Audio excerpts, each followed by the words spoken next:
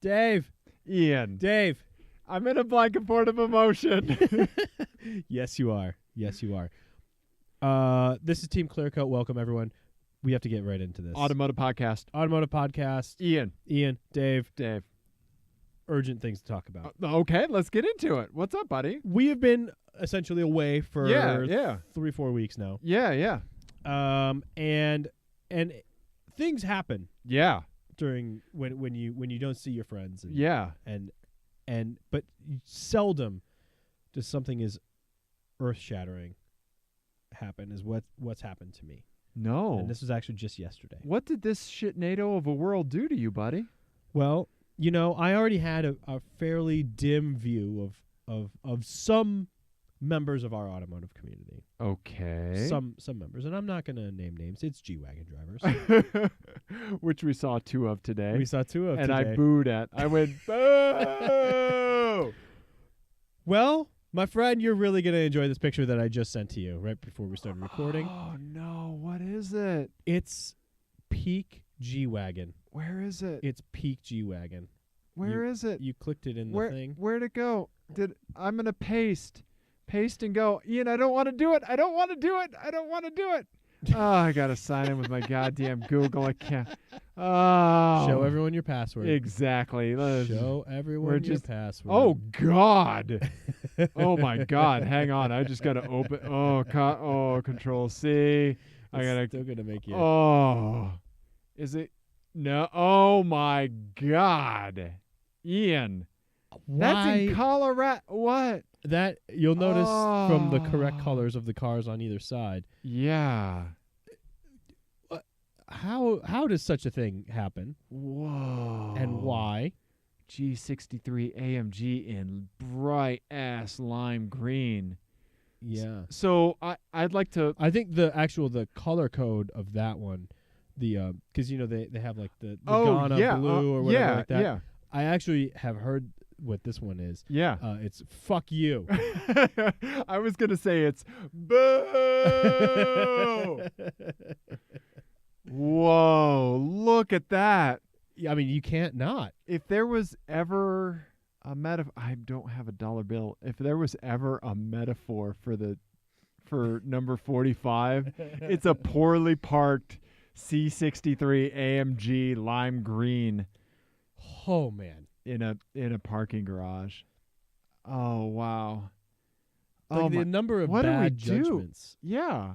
I know, and that's what I saw it, and my first reaction was like, well, something has to be done. Yeah, right? Like, this needs action. What should I be doing right now? Right? It's like, yeah. Like it's like seeing a tragedy on TV. Yeah. And feeling like you can't do anything. You're the helplessness of that. And that car just sitting there all on its own by itself, I just felt small and helpless. Right? Insignificant in the world. Oh, that does not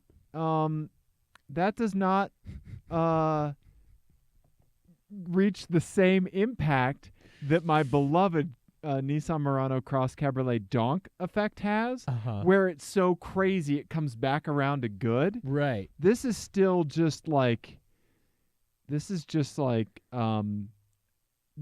like seeing the old man at the gym just hanging dong. It's just like, oh, come on, man. Come on. I mean, that's horrendous, right? Yeah, that's bad. Ian. And I've seen like Louis Vuitton wraps that are less horrendous than that. Like even the gold metal flake. Oh God, my body is writhing. For like the podcast gold listener. The gold wraps that you see. Yeah. I saw that CLS that was wrapped. Yeah. That's less offensive to me than that. Yeah. That is wow. Oh man. Yeah. They have that same color on like the GTS. And to me, that's okay. Okay. Yeah. I don't know. Yeah. I get that. But holy God. Right? Because that's a car that looks like a phallus to begin with. Right. Yeah. Right? Anyway. All right. Wow. Can we talk? Why are we starting there? Can't we talk about something better than this? I thought it was funny. This is what we're letting listeners come into. I'm sorry, everyone. I love an ugly green myself, but that is... I'd rather see that green on the Porsche Macan next to it. Yeah. The Porsche Pecan next to or it. the Mini. The Mini on the for Mini. sure. Yeah. For sure on the Mini. Right? With the mismatched roof or whatever. Yeah. Yeah. Well, let me go ahead and counter with one of my eyes. Okay. Ian, I was driving yesterday night and saw a Lincoln Blackwood pickup truck. There is one that parks by Pablo's every once in a while. No way. I think it's a Pablo's regular. Pablo's is my neighborhood coffee shop. Yeah. Yeah. Those things are always super fascinating when you see them. Right? Yep. Yeah. There's not a lot of them. So they took the Navigator, they made it a pickup truck, and then they have the.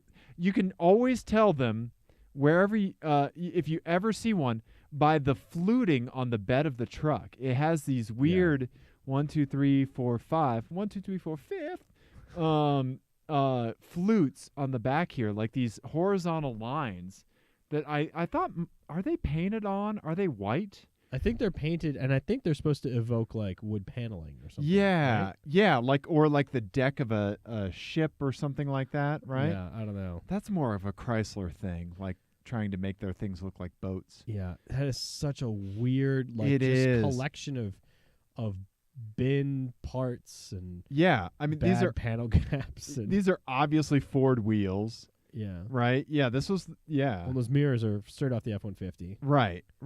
Yeah. Yeah. Yeah. It's super strange. This one is bone stock. I mean, do you see them modified? Well, you'd figure somebody would throw like maybe some meats on it or something, wheels, but heck, this might be the original tires.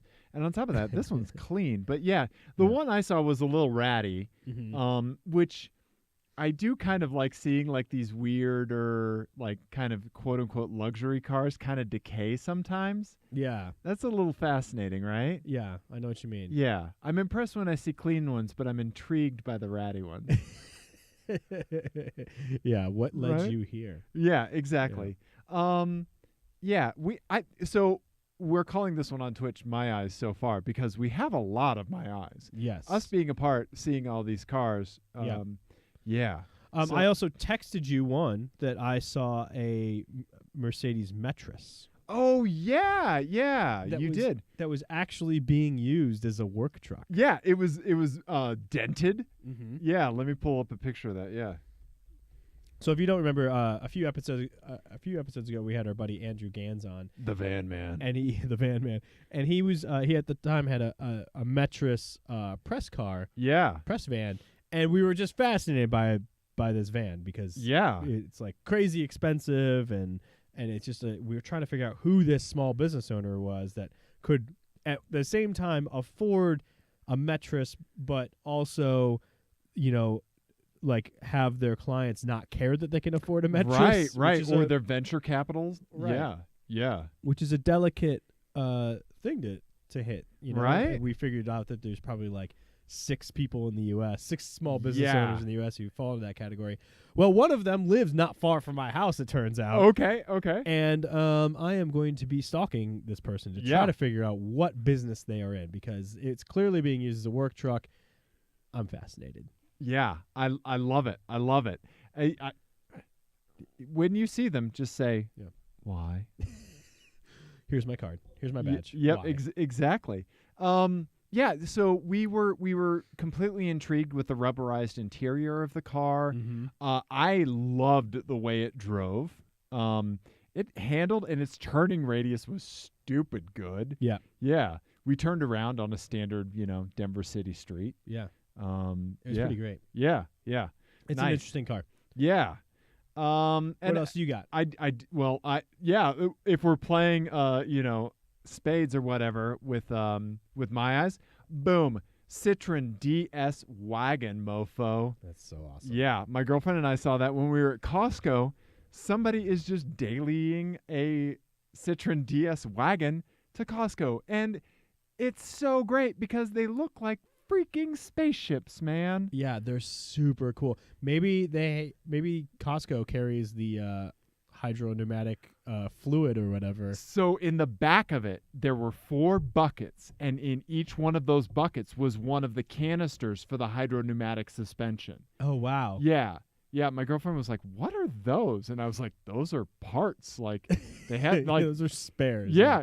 And I just assume they're plastic. Yeah. So they're gonna break and get brittle, especially in Colorado. Yeah. But yeah, they had 4 inside of little orange buckets in the back of their car. That's each awesome. one in its own little bucket. That's interesting. I assume it's because like you can whenever you have something like that that's filled with some kind of hydraulic fluid, you can never get all the hydraulic fluid out of it. No. Right? And so you just throw it in a bucket and then you just wipe it off before you handle it or redundancy. whatever. Yeah, exactly, right? Yeah, exactly. Yeah. But I love that each one was in its own. That's really funny. Yeah. And I mean, we went inside and grabbed cheese pizza and pleated pants, and when we came out, it was gone. And when we were leaving, it was driving by we were behind it on the street for a while. And the way that those things move through like traffic and over bumps and everything is so cool. I know. I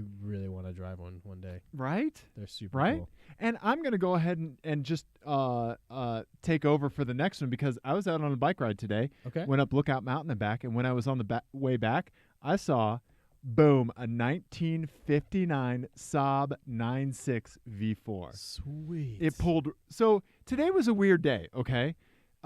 When I was out on the bike, normally people don't roll down their windows and talk to me, okay? But 3 people did it to me today. And I think it was because it was like a suddenly nice day. Right. And like 2 guys, when we were sitting at, the first one was, I was sitting at a stoplight, like 26th and Wadsworth or something, right?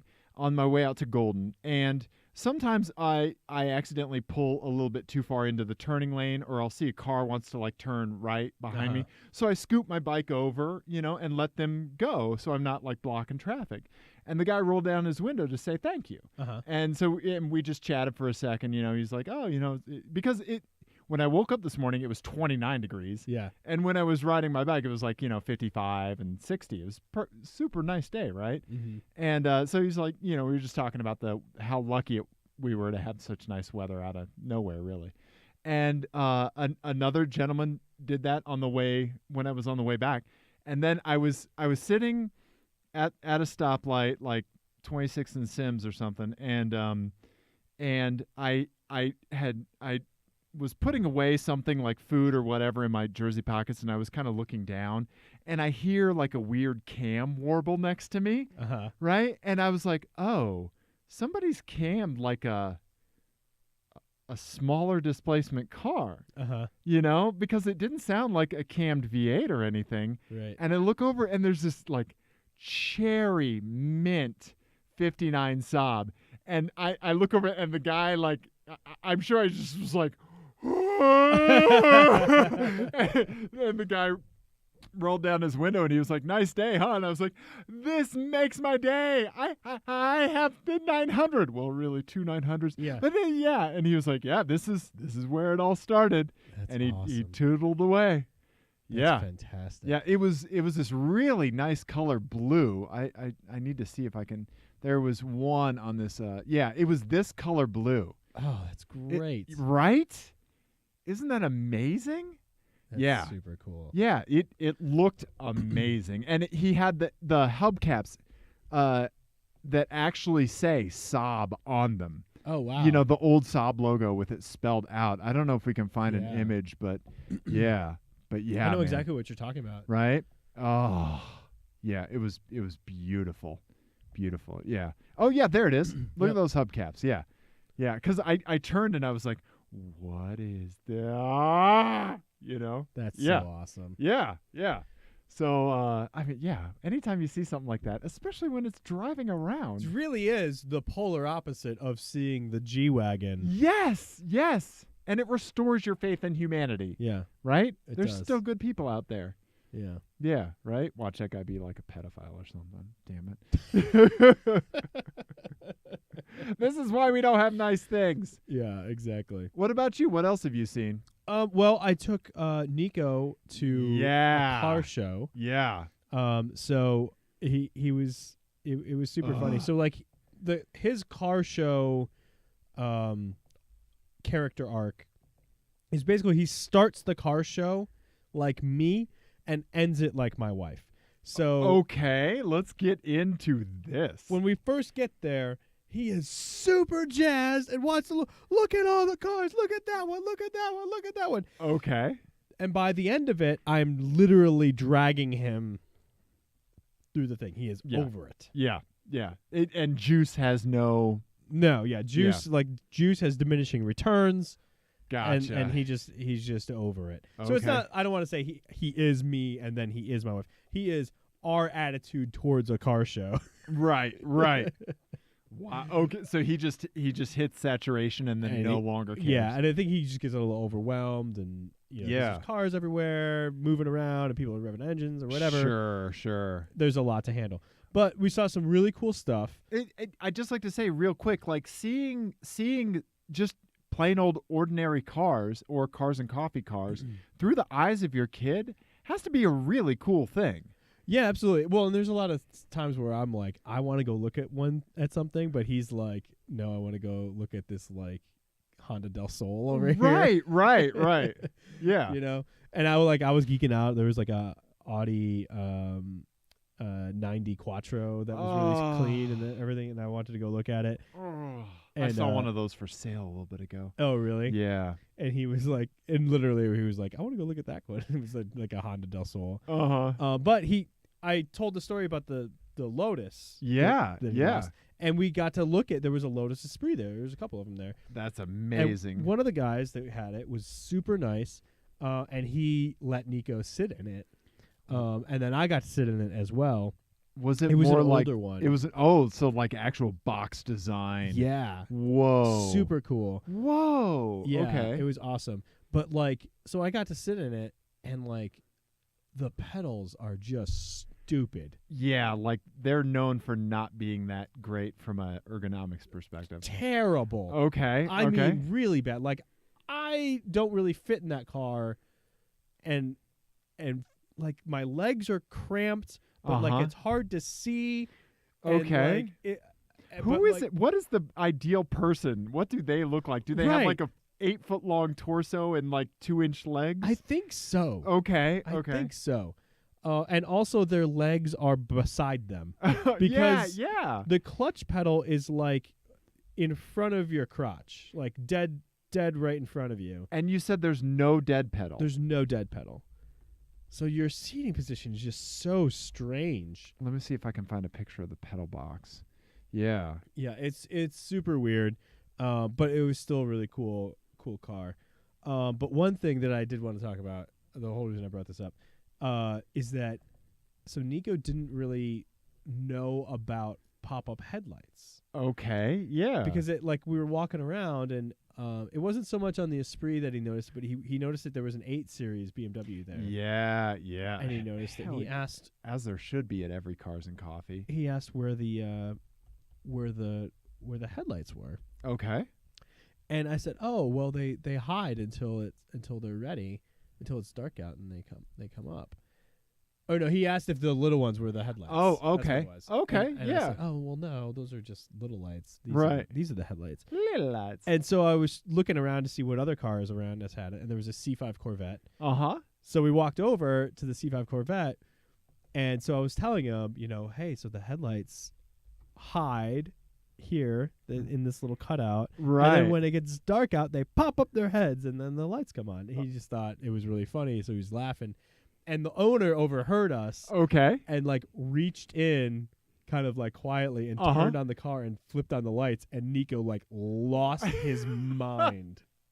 That's awesome. And he like talked about it for like the next like 2 days. Like, the headlights just popped up their heads. Aww. It was really funny. That's really cool. Yeah, it was super cool. But you forget like people younger than Yeah.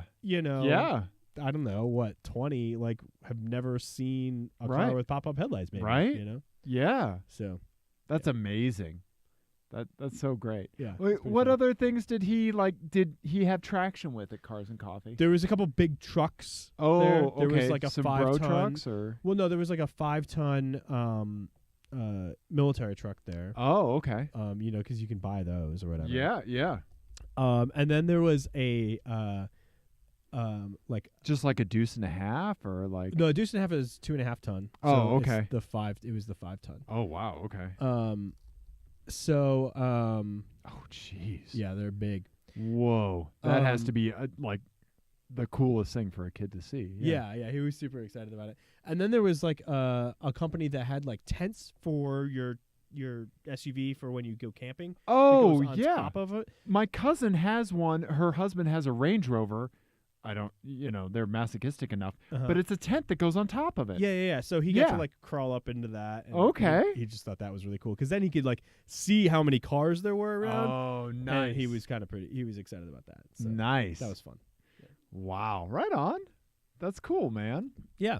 I think that's it that I had for my eyes. Really? Yeah.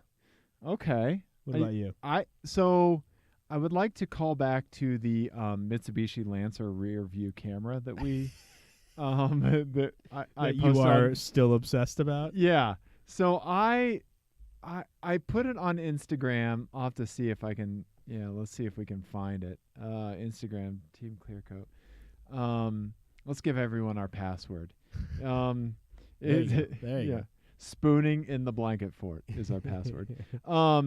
So this rear view camera that we can no longer unsee.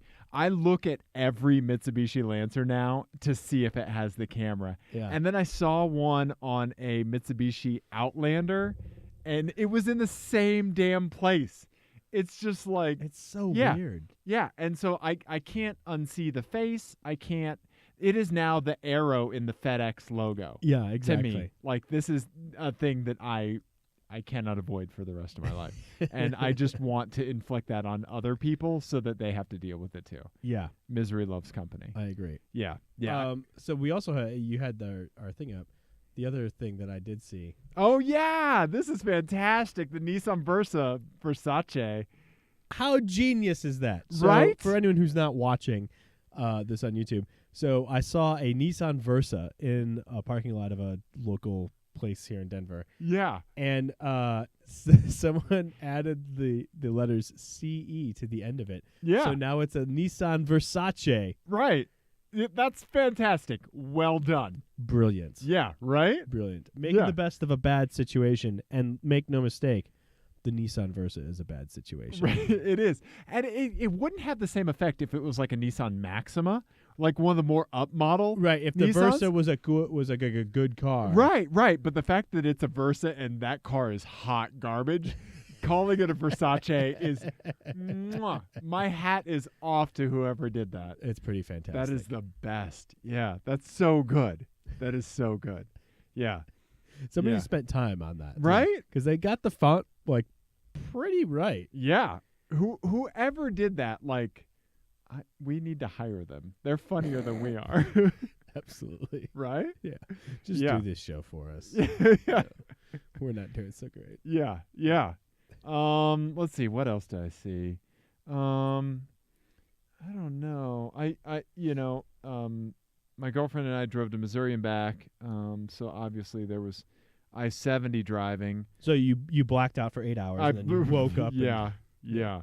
But we drove it in my rental Hyundai Accent, so my car's still in the body shop, and we might as well put miles on a rental car, right? Yeah. I mean, you treat them like cigarettes. You just flick them back at the kiosk at the employee. Done with this. Yeah, it's your problem now. Done with this. You get to replace the wheel bearings. Yeah, it was like this when I found it.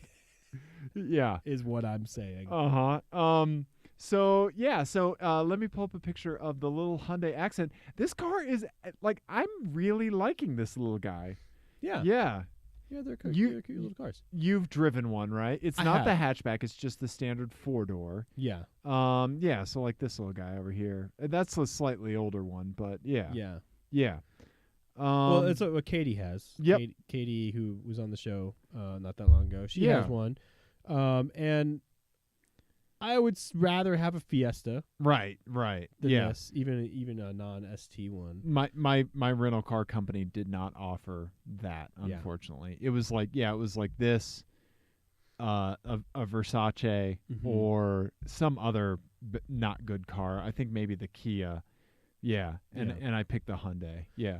Yeah, I mean it's fine. It's good. It's a good car. I think probably if you're in this segment, it's probably this or the Fiesta. Yeah, to be honest. If you have to buy, if you're in a situation where like this is really the only car you can afford, you actually get some good accoutrements for it.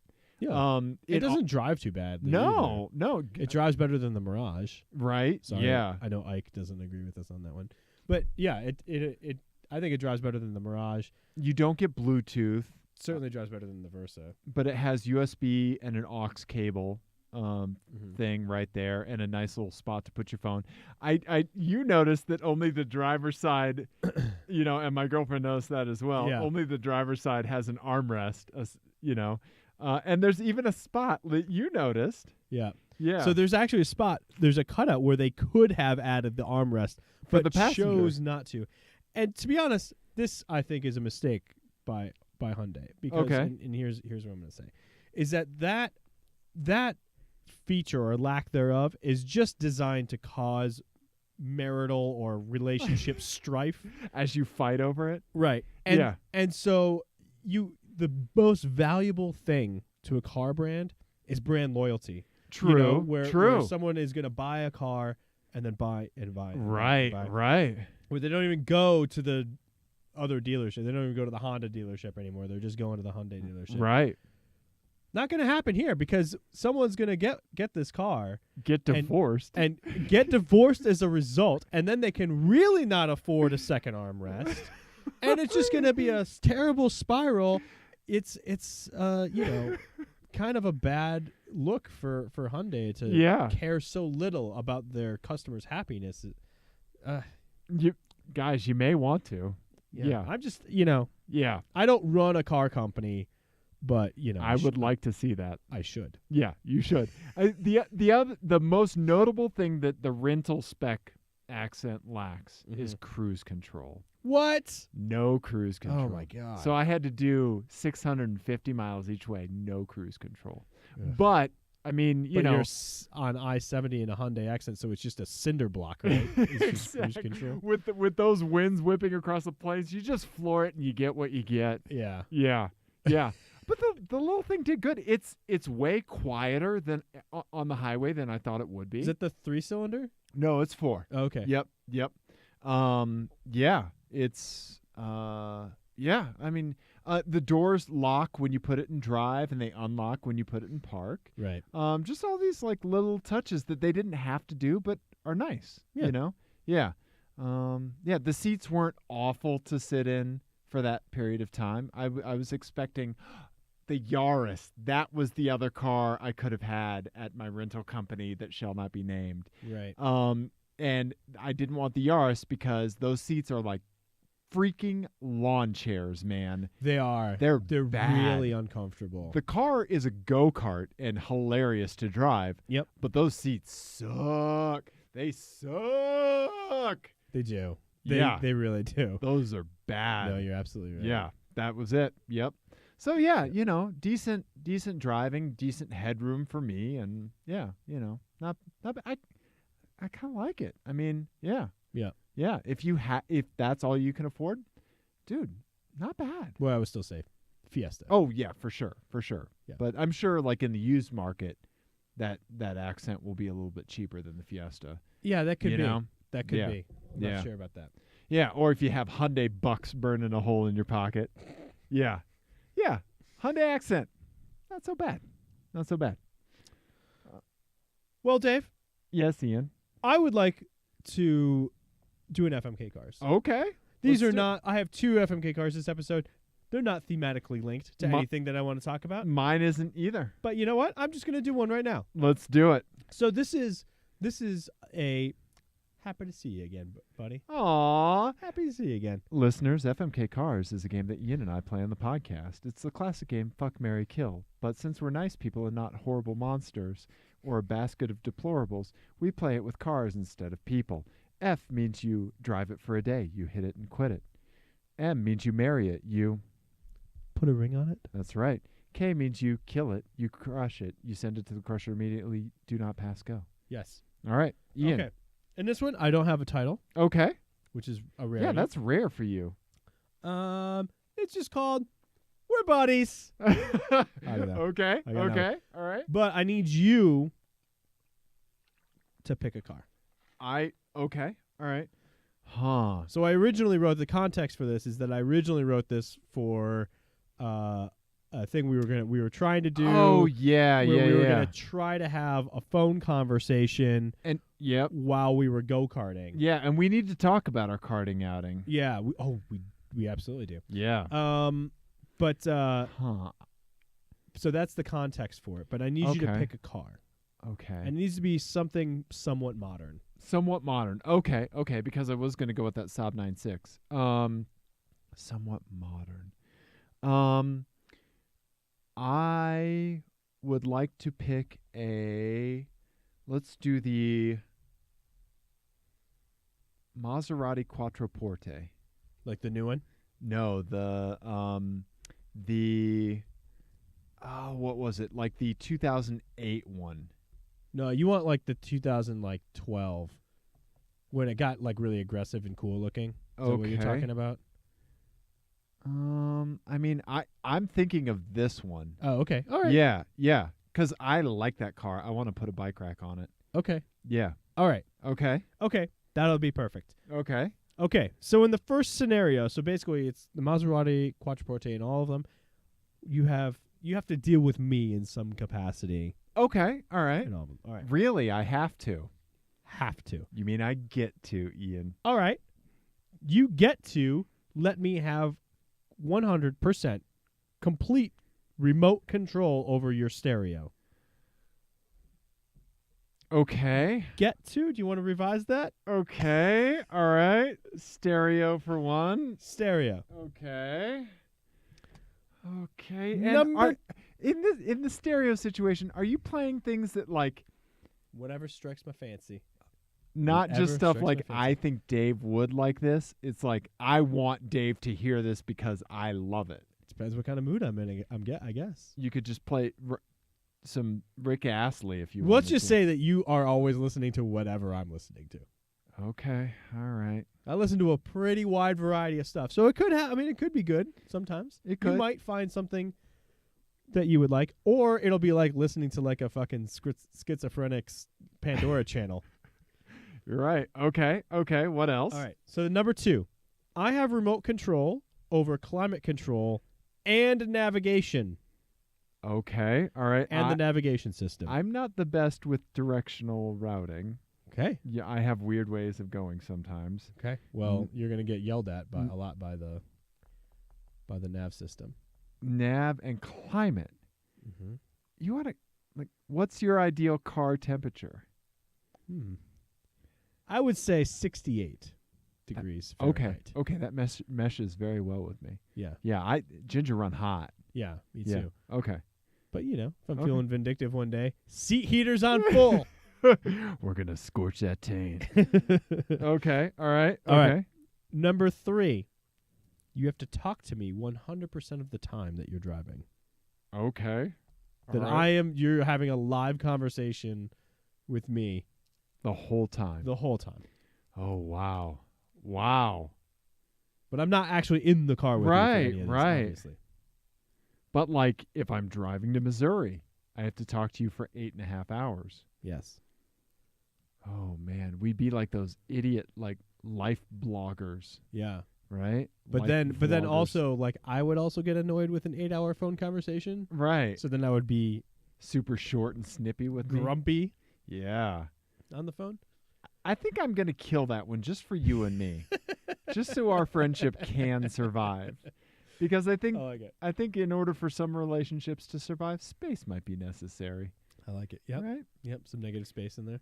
I like it. Smart. Then for a day, I'm gonna go with Radio Ian, and then I will marry the climate control and the nav. I just hope that like I set it and forget it. I hope that, and also like maybe you will be driving me by like your favorite taqueria, or No, I'm just gonna make all of your maps be penises. You're just gonna make penises okay in every city that you. Gotcha. Yeah, I can do that. I can do that. All right. Ian, I have one for you that's not thematically linked to anything either. Fantastic. Ian. Yes. First up. Oh, this one's called One of These Things Is Not Like the Other. You're going to stand out because it is mixing automotive cultures. Oh. Okay? So you're going to have a car, but then you're going to be part of a culture that car is typically not associated with. And that's the only thing you can do with that car. Okay. Okay? All right. First up, Subaru BRZ. Okay. All right? Ian, you, with the BRZ, are a hypermiler. You cannot track this car. Okay. You have to drive with hypermiling Mm-hmm. in And I'm on mind. the hypermiling forums. Yes. And I would Yes. say meet up, but those people don't have friends. So. They would meet up, but then that would involve driving somewhere. And then stopping. Right, stopping. Yes, they just You can't they just stop. pass each other. Yeah. Yeah, that's fun. That's good. Yeah. I like that. Yeah, they just drive by each other slowly, coasting. Yes. Yeah. Hey guys, good meeting. What should we talk about next week? Any new business for the table? Who's gonna bring snacks? Ian. Okay, so you're a hypermiler BRZ bro. Yeah. Okay. Up next, Dodge Power Wagon, Yes. our beloved Power Wagon. Yes. You, Ian, the new Power Wagon. Yeah. Yeah, I don't know if there'll be a new picture of it. Yeah, similar to this, right? Yeah. We drove one at the RMAP off-road event and loved it. Yeah. Yeah. Thank you, Nick Kappa. So, Ian, with this, you're a track rat. All you can do is track your Power Wagon. Okay. Okay? I mean, that would be a blast. Again, no curbing would be safe. No curbing would be safe. Yeah. Then, but that car, how much did they say the curb weight of that thing was? Like 6,000 It was pounds? something crazy. Yeah. Yeah. Lastly, Porsche 996. Okay. All right? And I'm going to go ahead and fix the intermediate shaft bearing for you. Oh, very nice of you. All right? Yep. Okay. I really like this generation of Porsche. Mm-hmm. This is one of my favorites. You like the headlights? I really like the headlights. I Oh, think the okay. design works. Okay. Yeah, these are what they call the fried eggs, right? Yeah. Yeah. Or the runny eggs or the runny yolks. Yeah, I really like them. Ian, I hate to tell you this, but with this car, you're a hella flush stance, bro, and it is stanced. Okay. All right? Yeah. You've got 4 little beady contact patches like the size of a number 2 pencil. And just like all the camber. All the camber. Yep. What are you going to do, Ian? I think I will crush the BRZ, the hypermiling BRZ. Okay. All right. Because that's I've driven one of those. Yeah, we drove one on the track, yeah. And I feel like that car wouldn't feel special or exciting or anything in any way if it's not being driven in a spirited manner. Like if you were if you were hypermiling, right. there's not really anything else about that car that's like compelling. Right. It's not like a nice place to be or Yeah, okay. You know what I mean? Yeah. And I'm like kind of here and there on the looks. So Okay. So yeah, I'm going to crush that. Okay. And then I am going to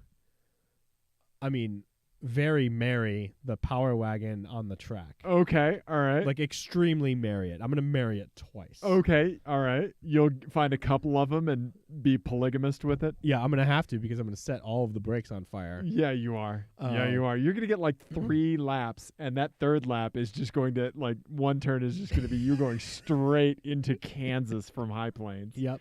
Yeah. That's exactly right. And then, so for a day, I'm going to super stance bro. Okay. The 996 Porsche.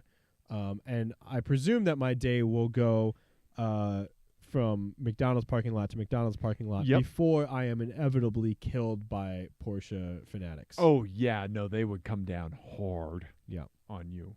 Yeah. Yeah. And I'm pretty sure, this is a good question. What would the I've thought of a good thing. I did think of a good thing.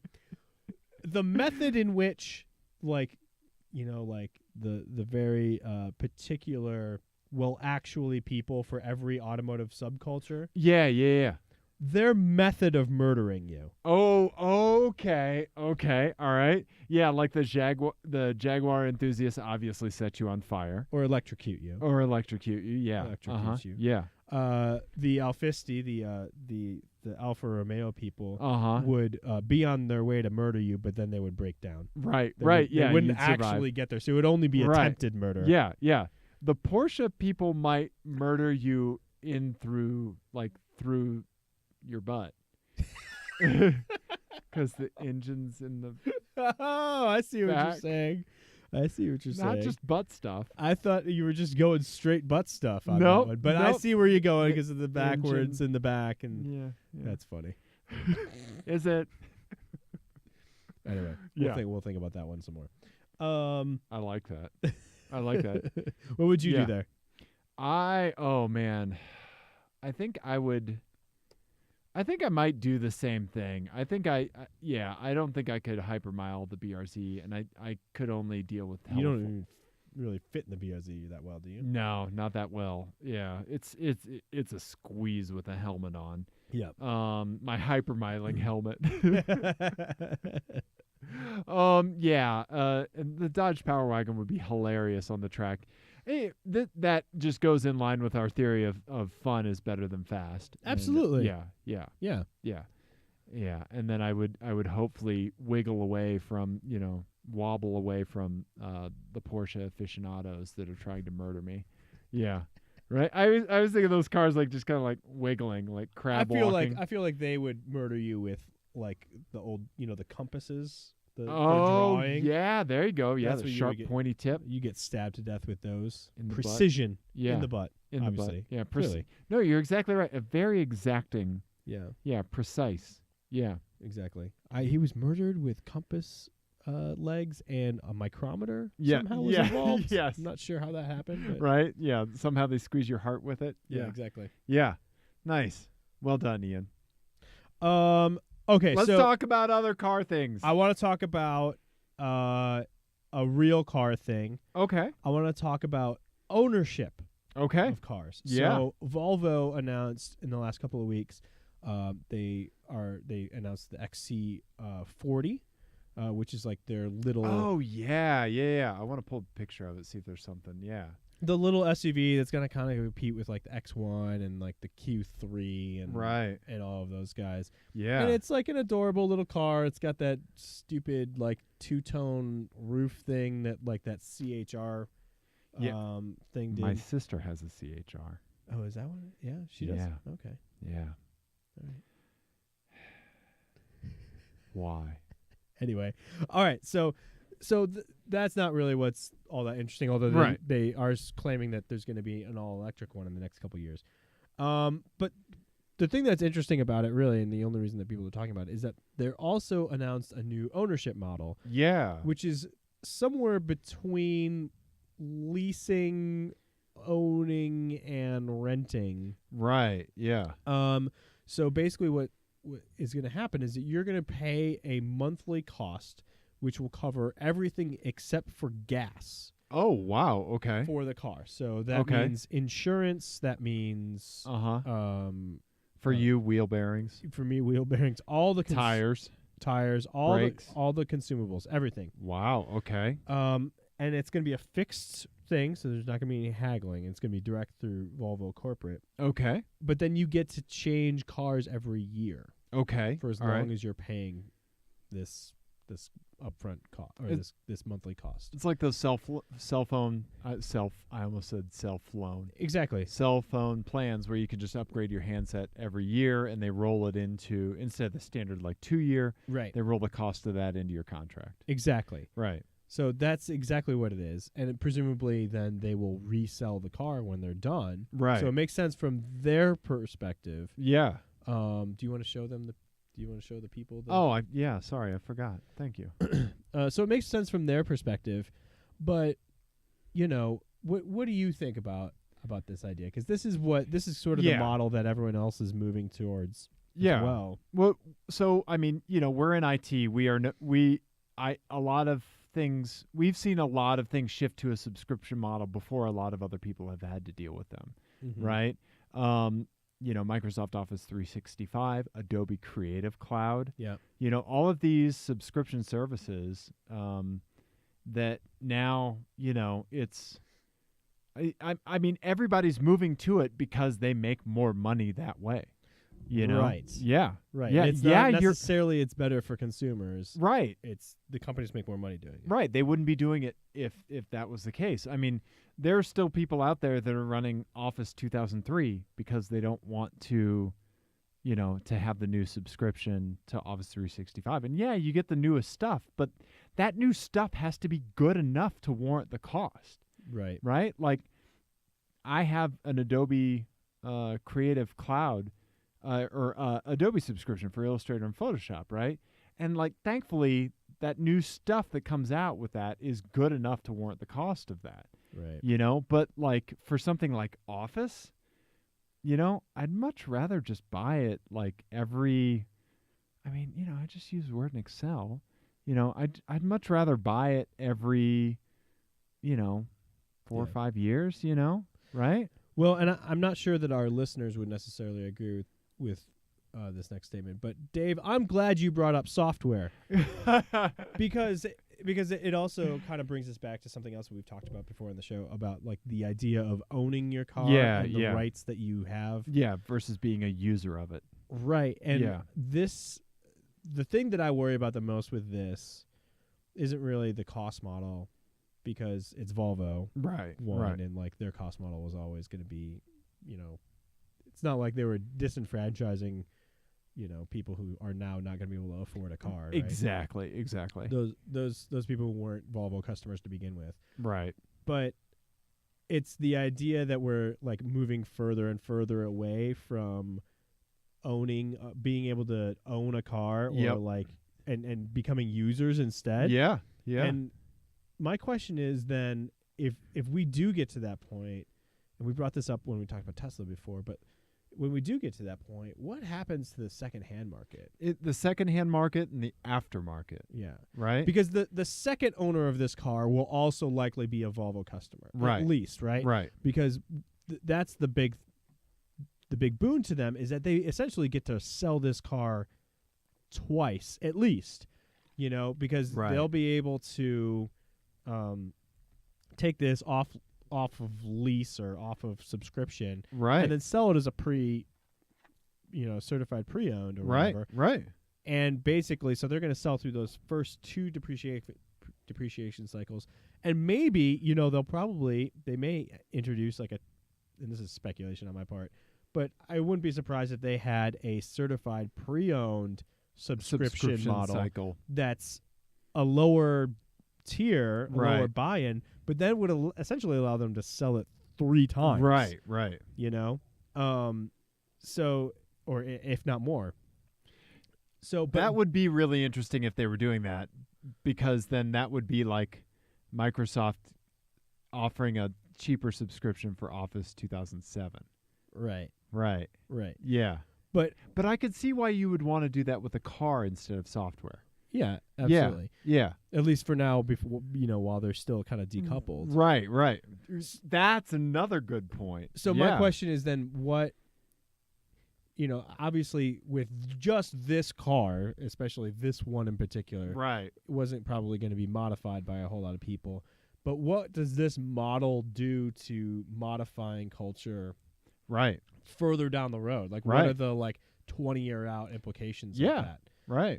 And I feel like it's another move in that direction of making it more difficult to change your car, because you're obviously going to have a lot of restrictions when you're doing this. So. I think one thing that you and I one thing that a lot of our listeners really like about their cars is customizing them and making them unique from what just any old goofball could, find on Craigslist or walk into a dealer and get. Right. You've modified your R32, and I'm modifying my Infiniti, just wheels and tires, and and stuff like that. And I'd like to throw another exhaust on it, but we're tinkerers. Right. We're excited about cars as a platform, and we look at each car as we look at each car for its quantity of opportunities, right? Like, when we look for cars, it's like, oh, what is the aftermarket like? Right. I mean, I didn't look at that with the Infinity, right? But like, what is the aftermarket like? What is the potential? Like, what's the craziest thing people do with these cars? Yeah. Right? Like, is there a supercharger kit for it? Right, exactly. Stuff like that, right? And versus people that just, like the car is what it is, from day one. The bicycle they bought from the shop is never going to have different handlebar tape on it.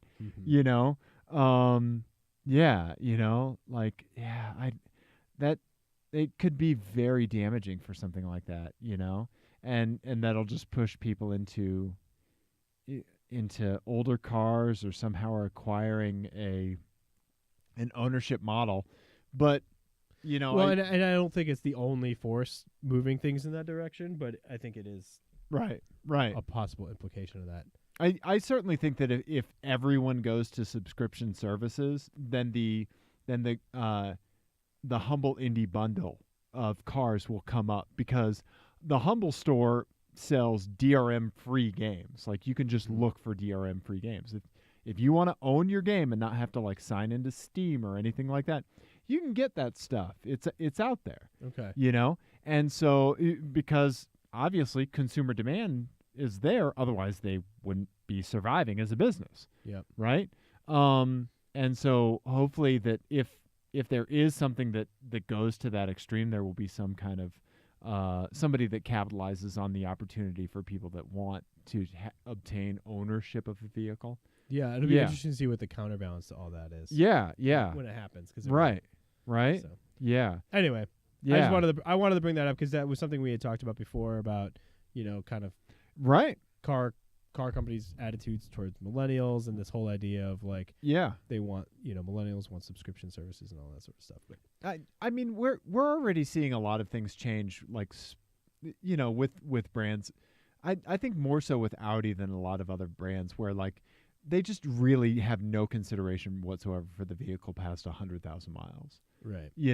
And I think a lot of people are following suit with that, and that's unfortunate. Yeah. Because it used to be like those brands were seen as just being broken in when they hit those kinds of marks. But then from the organization standpoint, the manufacturer standpoint, they have to maintain that. They have to have parts. They have to, keeping people in newer vehicles is a better model for them, but there has to be some kind of balance there. Yeah. Yeah. I don't know. I think if you could have a vehicle subscription for like one of your cars, but then you'd want to own another one. Well, that's kind of what I would do that for the Saab replacement maybe because it's a family car and I'm don't really care about modifying it. Right. It just needs to fucking work and be cool as well. But like it needs to work. I don't think I would do that with a car that was for me. Right. I wouldn't do it. Yeah. I don't think I would. Especially in my situation with not really having a commute and all that sort of stuff. Like it wouldn't make sense. So yeah. Anyway, yes. Ian, let's talk about our karting outing. Let's do that. Yeah. Yes, absolutely. Yeah. So we went to Unser Karting. We were trying an experiment where we were going to record a phone call between the two of us, and it turns out electric or gas-powered carts indoors is really, really loud. It's really noisy. We have some other ideas. Yeah. We are not giving up on this idea. No. On this dream. Yeah, we want to talk to each other, record it, and podcast it while we're karting. Yes. Yeah. So audio is hard. Yeah. We're still working on it. And we're idiots. We did get to go karting together, which is always great. Yes, the best. Yeah. Go ahead.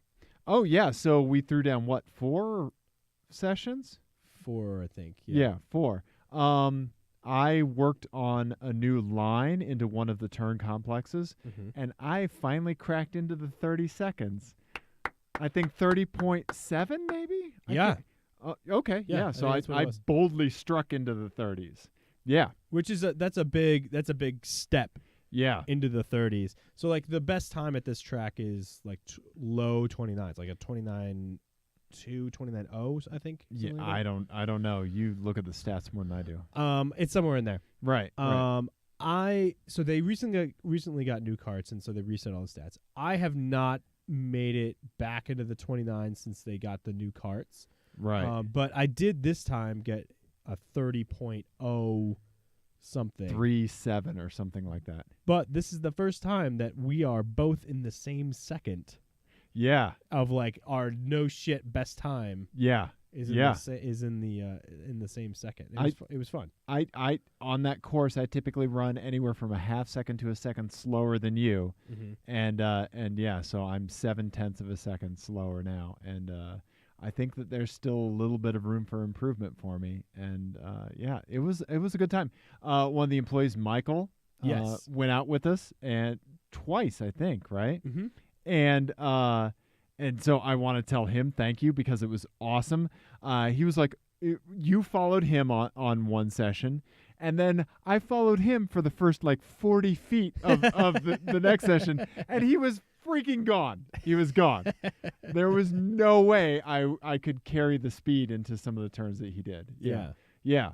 But that last race, when you got your best time, like, yeah, I was not walking away from you. No, yeah, I was hanging with you. Yeah.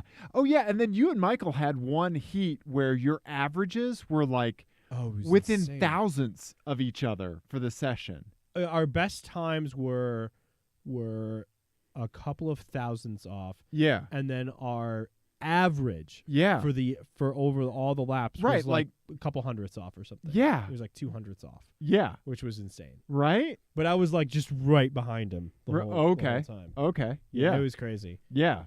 That was a good outing. That was a good session. Yeah, it was tons of fun. What do you think you learned from that session? That technical difficulties suck. Okay. No, I think I learned it was a couple weeks ago. I'm trying to remember. Yeah. I learned that new line really like into that turn complex. Yeah. Yeah, I did learn that I'm braking too much, and I got a little more consistent through the section that you're talking about, the slow down section. Yeah. But yeah, so these carts are a lot heavier. They are. Yeah. Than the old ones, and so they're kind of tricky. They are. They're really tricky because when you get it wrong, you get really punished. You do. Yeah. Whereas I feel like the other ones you could kind of, drive them a little harder, and they were a little more forgiving. And also these seem to like to slide more. They are really slippery. But like they seem happier. Yes. With a little bit of oversteer, a little bit of rotation. Yeah, like pivoting around some of the hairpins seems to be welcome in that cart. Right. Yeah. And it's probably because it has a pretty good traction on the way out because it's heavier. Yeah. So maybe that's part of it. I'm not sure, but it does seem to like to rotate more than a smoother driving style. Yeah. So I've had to that's been a struggle for me because I keep trying not to do that. Okay. And I have to tell myself to actually trail brake and stuff like that. So it's okay. Yeah. For me, I think I was focusing on a smoother driving style, and that got me that time gain. And now that smoother driving style is kind of laying the groundwork for getting it to pivot around some of the turns. Yeah. Or finding where it can be pushed, because before I was focusing on the smoother and flowier lines, it was just kind of brute force, and the cart was bogging down too much coming out of turns, and I'm a little bit heavier, so it bogged a little bit more, but it was just too much, and so that treating it more like a Mazda Miata than a Corvette, on the course that really helped me. Mm-hmm. Yeah. So yeah, absolutely. Yeah, it was a lot of fun. Yeah, that was a really good session. I know. Yeah. I'm excited to go back. Yeah. Soon. Very soon. So thank you, Unser, because we love karting. Yes. Yeah. Ian? Yes. The other thing that we have to talk about is the Truth About Cars article. Yes, that's what I was just about to start. Nice. About that. Okay. So this is going to touch on a lot of things. But one of the things that we've kind of talked about a little bit before is like kind of the weird ethical dilemma of being an automotive journalist. Yeah. And this is going to kind of touch on this and also some other issues. But basically, this was a couple weeks ago. It came out that Electric, which is a car blog focused on electric cars, was doing this sort of shady thing where they had referral links in the bottom of their stories. Now, it's not uncommon for a lot of journalists and places, websites to use referral links. So what that does is like the Wirecutter, which is kind of both of our like go-to review site for consumer electronics and all sorts of vacuum cleaners, coffee makers, irons, camping equipment. They do everything. Yeah. But so they use Amazon referral codes. So basically what that is a link where if you go to Amazon and you buy something off of that link, then they get a kickback. And it doesn't actually even have to be for the product to which they linked. Nope. And Amazon knows Amazon is basically rewarding that person for sending traffic to them. Correct. Right? So and if anyone is like really having trouble sleeping at night and has to cure some insomnia, call me up. I can explain to you how that actually works. Yeah. It's very boring. Yes. But so these guys were using Tesla referrals, and these worked a little bit differently because Tesla's huge on referrals. Yeah. So basically Tesla has this system by which if you are a Tesla owner and you send people to Tesla either for to take test drives or to buy a car or to get a solar system or whatever it is, you can get in this case it was like Tesla dollars. So it's credits towards upgrades for your car, right? New forged wheels. You can get new wheels, new software upgrades for the car. Roof racks, that all that sort of shit. And basically they had a cap on it for it was like you could basically, if you did it, you could get up to like $65,000 worth of shit. Right. And they were these guys happened to be Tesla owners. Right. And so they had the referral links in their stories, including some stories about Tesla because they're automotive journalists. Right. And so they got called out on this, and people kind of dragged them for it on automotive journalist Twitter.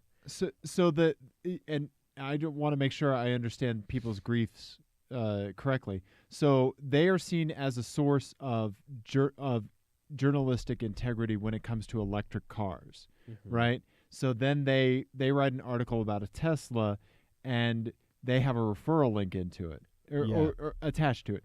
Their motivation, they could have a conflict of interest there because they would want the article to be positive enough and not critical enough of Tesla that somebody would still want to buy one and use their referral link. Right. So that's the implication. That's the optics of it. Right. Whether it's true or not that they were actually biased or whatever, I don't think it really matters because at some point it's just the perception. Yes, exactly. But so this kind of dredged up a lot of stuff. Yeah. Because in the back and forth, people start mentioning like press junkets and all these other things, which it's kind of a weird thing because in this industry, more so than even with other reviewing type things with food or with clothing or art or music or whatever it is,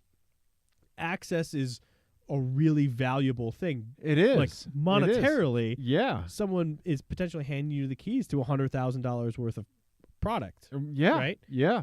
And they're typically feeding you and transporting you and all these other things. I've eaten sugar cookies from manufacturers. Yes. Yeah. Full disclosure. Yeah. Well, and all the press stuff, the thing we did at the Stanley earlier this year. Yep. Our yearly dues to RMAP did not pay for those hotel rooms. No, they did not. Right? So these things are paid for by manufacturers. Yep. And we in turn are reliant on them for access. Yep. And they're reliant on us for exposure. Essentially, right. That's the arrangement. Yep. But, and so it is already a fraught. Yeah. Thing ethically. Right. People always ask me, like, what are you going to do if a manufacturer gives you a car and you hate it? Right. Right. Say we hate it. Right. Right. But it's really easy for us to say because this is not how we put food on the table. Exactly. You know? Yeah. When it comes to feeding a family or like you have kids, like. Right. Yeah. Right. So it is a weird, delicate thing. And this really just like kind of brought up all of it. Yeah. Yeah. And to be honest, I'm not sure where I land on it because I don't know that the referral link for, especially when it's not like a cash prize and it's not, like it only works because he owns that car. Right. That is sort of a mitigating argument, but at the same time, like, it's really not a good look. And he's not going to be motivated to point out the flaws of the vehicle, right? In any way, shape, I mean, not or that form. he would be anyway, but but now when he doesn't, well, people are going to be thinking like, oh, well, I mean, no shit. Take a look at friend of the show, Alex Roy, right? I think a lot of times people that are the closest, who he was obviously involved in, in any Twitter fight, right, on automotive journalists when it comes to electric cars, he's there for sure. And rightly so, because he is someone who is so close to Tesla. And so, I mean, like, I would assume people just mistake him for a Tesla employee or spokesperson because he's spent so much time in one. But because he's spent so much time in one, he has the right to be the most critical of it. And he is critical of it in really constructive and really educational ways, And there is a balance that can be struck with access and criticism, but I think adding a referral code to it, like the possibility of cash kickbacks or something beyond that really complicates things, man. It really complicates things. Right. I like it when Jalopnik puts up articles and says, full disclosure, they flew us here, like all that stuff, right? Yeah, well, and that's the other thing is that, like, all of the explainers for all of this stuff are always super just inelegant. And even Jalopnik, who handles it, I think, pretty well. Yeah. I think, like, Motor Trend gets very, like, snarky and derisive of, like, of criticism about that stuff.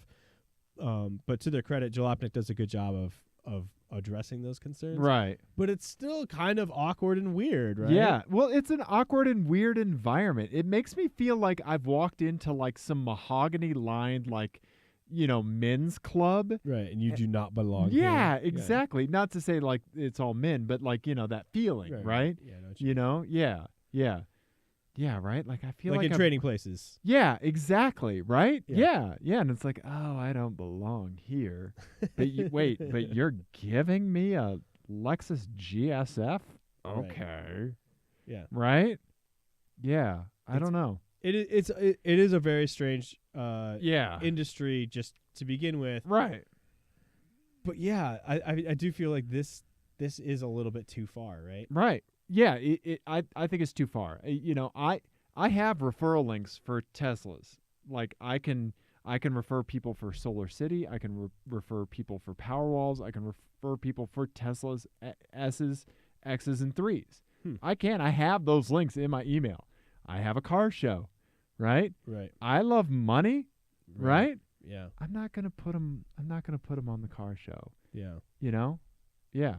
Right. Like, why would I do that? No, I agree. Right? It just seems weird, right? I agree.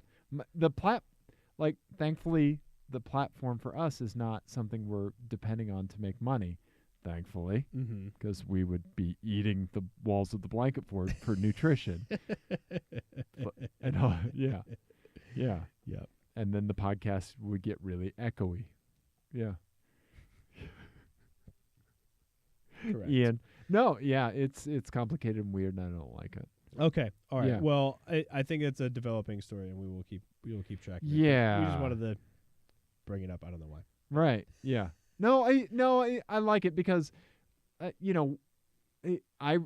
really respect your insight into automotive journalism criticism. Right. Mm-hmm. And it's something we like to talk about on the show because as we're slowly getting into being legitimate journalists, like we have these weird things that are going to come up. Yeah. You know. Yeah. Absolutely. Right. Yep. Yeah. Yeah. Anyway. Yeah. Ian.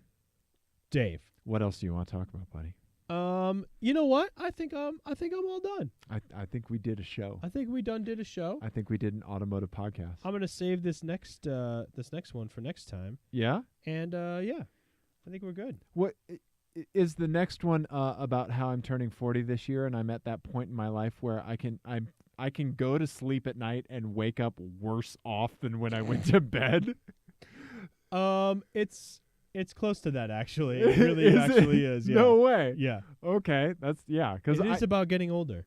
I went to sleep the other day and I woke up and my left shoulder blade was jacked up. Like, sleep's supposed to be the time when you get better. Mm-hmm. Yeah, no, not anymore. Everything is bad from here on out. Oh, dang it. Yeah. Huh. No, nothing gets better from I here just got my chest hair plucking routine dialed, too. It's a callback, folks. Yep. It's a callback. Yep. Ian? Dave. Oh, God, my contacts are going on. We are Team Clearcoat. We are Team Clearcoat. We're both falling apart. You should tell your friends about us before we completely decay. That's true. We are better pre-disintegrated. Yes. Please rate and review us on iTunes. Do that. Subscribe to us on YouTube. Tell a friend about the show. Yep.